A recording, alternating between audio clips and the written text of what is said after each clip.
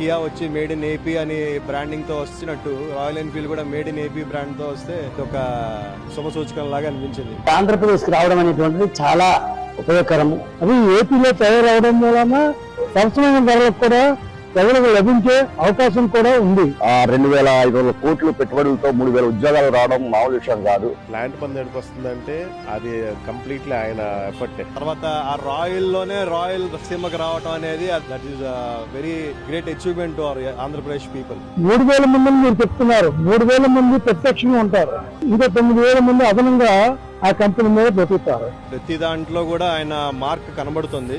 ప్రతి ఎడ్యుకేషన్ పరంగా కానీ, ఐటీ శాఖ కానీ. నేషనల్ సర్వేల ప్రకారం కూడా ఇండియాకు వచ్చేటువంటి పెట్టుబడులలో 25% పెట్టుబడులు ఆంధ్రప్రదేశ్ కు వస్తున్నాయి. దాంతోపాటు ఒక 10 మంది బతుకుతున్నారంటే అది ఆయన గ్రేట్నెస్ కదండి. ఆయన ఆల్రెడీ విజనరీ లీడర్ అంటారు కదండి. దానికి మనం ఒక పాయింట్ లో చెప్పాలంటే ఆయన థాట్ ప్రాసెస్ అంతా వేరు. అలాగే నారా లోకేష్ గారి నేను కృతజ్ఞతలు తెలియజేసుకుంటా ఉన్నాను. చాలా సంతోషంగా ఉంది, ప్రజలు కూడాను చాలా హ్యాపీగా ఫీల్ అవుతున్నారు. ఇది ఆంధ్ర రాష్ట్రం యొక్క అభివృద్ధికి చాలా దోహదపడతాయని మనం ఘంటాపదంగా చెప్పవచ్చు.